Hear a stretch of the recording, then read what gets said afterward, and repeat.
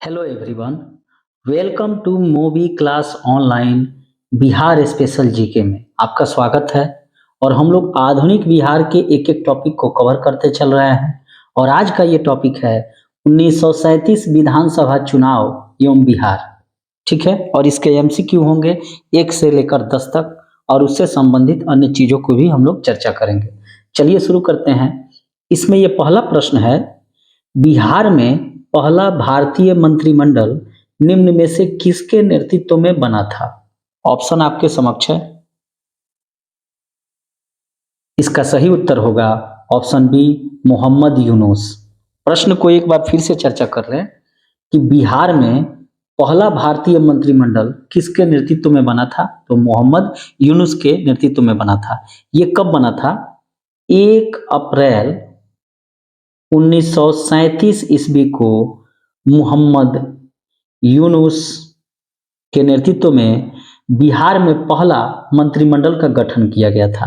आपको बता दें कि ये मोहम्मद यूनुस मुस्लिम इंडिपेंडेंट पार्टी से संबंधित थे, और मुसलमानों के लिए बिहार में उस समय जो 40 सीटें आरक्षित थी, रिजर्व थी, उस 40 सीटों में से मोहम्मद यूनुस की मुस्लिम इंडिपेंडेंट पार्टी ने 20 सीटें जीत ली थी। ठीक है, तब बात है जो 1937 की, जब भारत सरकार अधिनियम 1935 के अंतर्गत पूरे देश में स्थानीय स्वशासन के लिए 1937 में प्रांतीय विधानसभा के चुनाव हुए थे।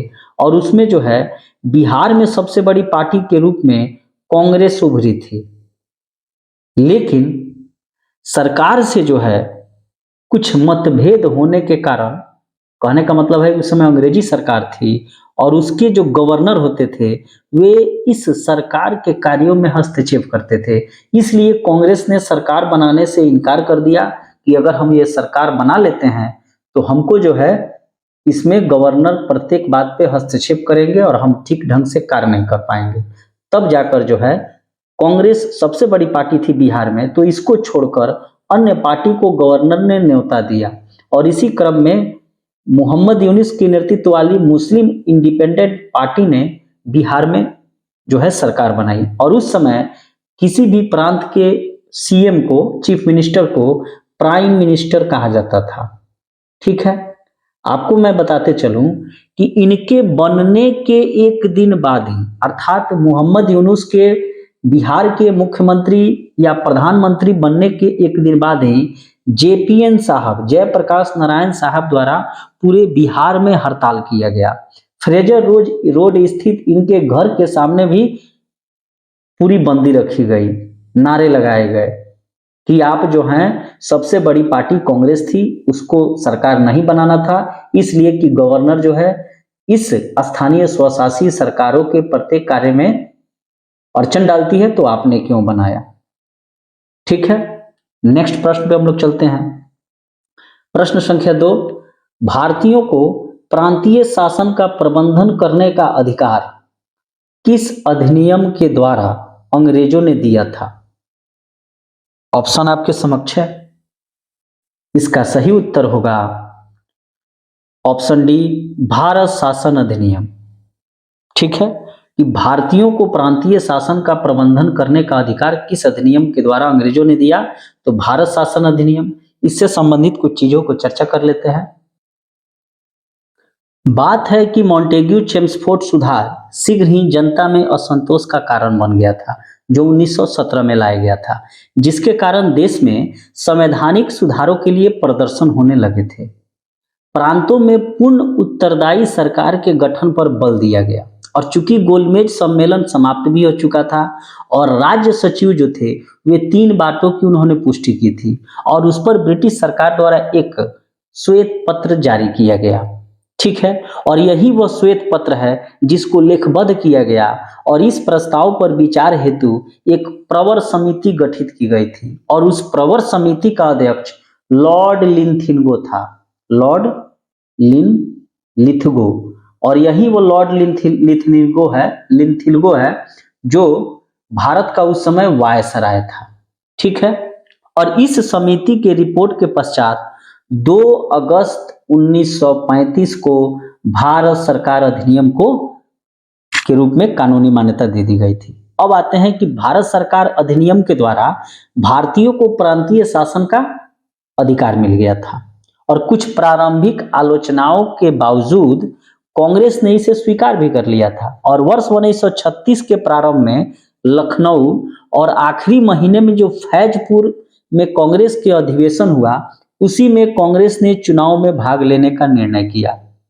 ठीक है, और इसमें क्या क्या आया कि 1935 के अधिनियम के तहत वर्ष 1937 में प्रांतीय चुनाव हुए, जिसमें से कांग्रेस ने 11 प्रांतों, जिसमें कि मद्रास, बिहार भी शामिल था, मध्य प्रांत, उड़ीसा, संयुक्त प्रांत, बंबई, असम, उत्तर पश्चिम सीमांत प्रांत, बंगाल, पंजाब एवं सिंध में चुनाव हुए और कांग्रेस ने 1161 सीटों में से 716 सीटों पर चुनाव लड़ा और कांग्रेस ने 5 प्रांतों, जिसमें कि मद्रास, संयुक्त प्रांत, मध्य प्रांत, बिहार, उड़ीसा में पूर्ण बहुमत प्राप्त किया था और इस प्रकार जो है इसने सरकार बनाई थी। और बिहार में तो जानबे करते हैं कि श्री कृष्ण सिंह के द्वारा जो है प्रथम कांग्रेस मंत्रिमंडल का गठन किया गया था, क्योंकि मोहम्मद यूनुस ने जो है 2-3 महीनों बाद त्यागपत्र दे दिया। उसके बाद लॉर्ड लिंथिंगो ने यह वादा किया कि मंत्रियों के कार्यों में गवर्नर के द्वारा कोई हस्तक्षेप नहीं किया जाएगा। फलस्वरूप 20 जुलाई 1937 को श्री कृष्ण सिंह के नेतृत्व में जो है बिहार में प्रथम कांग्रेस मंत्रिमंडल का गठन किया गया। ठीक है, और इसमें जो है और इसके रामदयालु सिंह को विधानसभा अध्यक्ष बनाया गया और प्रोफेसर अब्दुल बारी को उसका उपाध्यक्ष बनाया गया। और डिप्टी सीएम कौन थे या डिप्टी प्राइम मिनिस्टर कौन थे? तो डिप्टी प्राइम मिनिस्टर बने थे S N Sinha. S N Sinha जो थे वे डिप्टी प्राइम मिनिस्टर या डिप्टी सीएम बने थे। नेक्स्ट प्रश्न पे चलते हैं। प्रश्न संख्या 3, वर्ष 1937 में बिहार में प्रांतीय विधानसभा चुनाव के संबंध में निम्न में से कौन सा कथन सही है? ऑप्शन आपके समक्ष है और इसका सही उत्तर होगा ऑप्शन ई, उपयुक्त सभी। बिहार में जो प्रांतीय विधानसभा चुनाव हुए थे 1937 में, उसमें बिहार में 129 चुनाव क्षेत्र बनाए गए थे, अर्थात निर्वाचक क्षेत्र जो थे वह 129 थे। ठीक है, इसमें 70 सामान्य के लिए, 39 मुस्लिमों के लिए, 4 महिलाओं के लिए, 1 एंग्लो इंडियन के लिए, 2 यूरोपीय के लिए और 13 विशेष निर्वाचित क्षेत्र थे। ये भी ऑप्शन सही है। कुल 152 सीटों में 107 सीटों पर कांग्रेस ने चुनाव लड़ा और 98 सीटों पर कांग्रेस ने जीत दर्ज की। ठीक है, भारत शासन अधिनियम 1935 के तहत उक्त चुनाव जो है 1937 में कराए गए थे। इस प्रकार इसमें सभी ऑप्शन सही हैं, तो उपयुक्त सभी सही हैं। नेक्स्ट प्रश्न पे चलते हैं। प्रश्न संख्या 4, 20 जुलाई 1937 को निम्न में से किसके नेतृत्व में बिहार में प्रथम कांग्रेस मंत्रिमंडल का गठन किया गया था? यहाँ प्रश्न पे ध्यान देना है।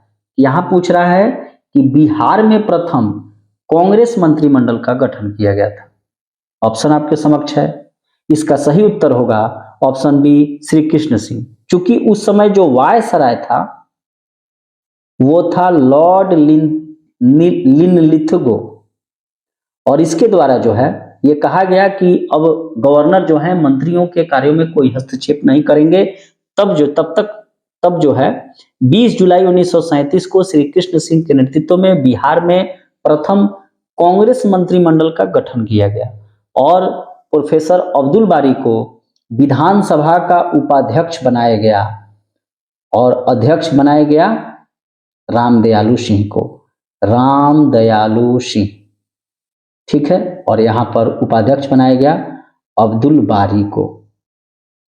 और डिप्टी चीफ मिनिस्टर कौन बने थे अर्थात प्रधानमंत्री? तो एस एन सिंह या सिन्हा। ठीक है, नेक्स्ट प्रश्न पे चलते हैं हम लोग। प्रश्न संख्या 5, 15 फरवरी 1938 को बिहार मंत्रिमंडल ने क्यों त्यागपत्र दे दिया था? ये काफी इंपॉर्टेंट प्रश्न है और प्रीवियस ईयर्स में पूछा भी है। 65 बीपीएससी का ये प्रश्न है जिसमें पूछा है कि बिहार के मंत्रिमंडल ने क्यों त्यागपत्र दे दिया था। ऑप्शन आपके समक्ष है। यहां ध्यान देने योग्य बात है कि यहां पे बिहार कह रहा है, न कि कांग्रेस मंत्रिमंडल। इसका सही उत्तर होगा ऑप्शन सी, राजनीतिक बंदियों के रिहाई के प्रश्न पर। ठीक है, राजनीतिक बंदियों की रिहाई के प्रश्न पर बिहार के मंत्रिमंडल ने 15 फरवरी 1938 को त्यागपत्र दे दिया था। ठीक है, और बाद में जो है श्री कृष्ण सिंह और गवर्नर के बीच वार्ता हुई और राजनीतिक बंदियों की समस्या सुलझ जाने के बाद मंत्रिमंडल ने त्यागपत्र वापस लेकर पुनः कार्य करना शुरू किया था। अगर इस प्रश्न में ये रहता कि केवल मंत्रिमंडल रहता या कांग्रेस ने जो है प्रांतीय सरकारों से अपना त्यागपत्र वापस ले लिया था, तो इसका उत्तर होता कि भारतीयों को द्वितीय विश्व युद्ध में शामिल किए जाने के कारण। इस प्रकार इसकी चर्चा हम लोग यहाँ पे कर लेते हैं कि दो टाइप से प्रश्न आ सकते हैं। प्रश्न एक में रहेगा कि बिहार मंत्रिमंडल ने त्याग पत्र दिया। ठीक है, तो अगर ये प्रश्न रहेगा तो इसका उत्तर हो जाएगा कि राजनैतिक बंदियों की रिहाई के प्रश्न पर। राजनैतिक बंदियों कहने का मतलब है कि देश में जो है सिविल डिसोबीडियंस मूवमेंट के कारण बहुत सारे नेता जो थे वे जेलों में बंद थे। ठीक है, तो उन लोगों की रिहाई जो है कांग्रेस सरकार नहीं कर रही थी, तो उसी राजनीतिक बंदियों के रिहाई के प्रश्न पर जो है बिहार के मंत्रिमंडल ने त्यागपत्र दिया था। ठीक है, लेकिन अगर ये प्रश्न यहां पर ये कह देगा कि कांग्रेस ने या कांग्रेस के मंत्रिमंडल ने प्रांतों से इस्तीफा क्यों दिया, प्रांतीय सरकारों से, तो इसका उत्तर होगा कि यहां पर जो है ब्रिटिशर्स ने क्या किया था कि भारतीयों को बिना बताए जो है सेकेंड वर्ल्ड वार में शामिल कर लिया था। ठीक है, नेक्स्ट प्रश्न पे चलते हैं। प्रश्न संख्या 6, बिहार मंत्रिमंडल 1937 के निम्न कार्यों में कौन सही है? बिहार मंत्रिमंडल ने बिहार के लिए कुछ सुधारात्मक कार्य किए थे। इसका सही उत्तर होगा ऑप्शन डी, उपयुक्त सभी सही है। जैसे कि शिक्षा पुनर्गठन समिति, शिक्षा में सुधार के लिए, शैक्षणिक कार्यों में सुधार के लिए केटी शाह के नेतृत्व में, बिल्कुल सही है। श्रम जांच समिति, श्रमिकों की स्थिति की जांच के लिए डॉक्टर राजेंद्र प्रसाद की अध्यक्षता में, ये भी सही है। हिंदुस्तानी समिति, मौलाना अबुल कलाम आजाद की अध्यक्षता में, बिल्कुल सही है। तो बिहार मंत्रिमंडल 1937 जो श्री कृष्ण सिंह के नेतृत्व में बनी थी, उन लोगों के द्वारा कुछ सुधारात्मक कार्य किए गए। इसके अलावा बहुत से कार्य किए गए, जैसे कि काश्तकारी एग्रीकल्चर सिस्टम में सुधार के लिए जो है बिहार टेनेंसी एक्ट अमेंडमेंट या एक्ट में सुधार किया गया। ठीक है, अखबारों से जमानत मांगने की प्रथा एवं संघों पर जो प्रतिबंध जो लगा था उसकी भी समाप्ति कर दी गई थी।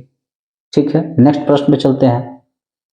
प्रश्न संख्या 7, मुस्लिम लीग ने मुक्ति दिवस कब मनाया था? ये काफी इंपॉर्टेंट प्रश्न है। ऑप्शन आपके समक्ष है। इसका सही उत्तर होगा ऑप्शन बी, दिसंबर 1939। 22 दिसंबर 1939 को जो है मुस्लिम लीग ने मुक्ति दिवस मनाया था। क्यों मनाया था, इस पर चर्चा कर लेते हैं। राजनीतिक कैदियों की रिहाई के मुद्दे पर दो जगह ध्यान देने योग्य बात है, ये इंपॉर्टेंट चीज है कि राजनीतिक बंदियों के रिहाई के प्रश्न पर दो जगह की सरकारों ने इस्तीफा लगा दिया था। उसमें एक था बिहार और दूसरा था संयुक्त प्रांत अर्थात यूपी। ये प्रश्न ध्यान देना है कि राजनीतिक बंदियों की रिहाई के प्रश्न पर दो जगहों की सरकारों ने इस्तीफा लगा दिया था। एक तो बिहार था और दूसरा संयुक्त प्रांत था, और इन लोगों ने 1938 ईस्वी में अपने मंत्रिमंडल से त्यागपत्र दे दिया, लेकिन अंततः गवर्नर के राजी हो जाने पर उन्होंने त्यागपत्र वापस भी ले लिया। प्रांतों में कांग्रेस सरकार के समूचे कार्यकाल में मुस्लिम लीग ने पुरजोर विरोध किया और उसके विरुद्ध, कांग्रेस के विरुद्ध अपना जो है प्रचार करती रही। जैसे कि बिहार पर शरीफ रिपोर्ट मार्च 1939 में प्रस्तुत की गई थी। ये काफी इंपॉर्टेंट चीज है, बिहार पर ये पूछ सकता है, क्योंकि बीपीएससी में अब कटअप जो है 113 जब जा सकता है जनरल का, और बाकी जितने भी कैटेगरी हैं सबका देखिए तो 100 प्लस है, किसी का 109 है। तो ऐसी स्थिति में तो बिहार पर जो है शरीफ रिपोर्ट, ठीक है, पीरपुर रिपोर्ट 1938, फजलुल हक की Muslim suffering under Congress rule report, द्वितीय विश्व युद्ध में भारत को बिना सहमति के शामिल करने के मुद्दे पर, द्वितीय विश्व युद्ध में भारत को के नेताओं से बिना सहमति या भारतीय जनता से बिना सहमति के शामिल करने के मुद्दे पर कांग्रेस मंत्रिमंडल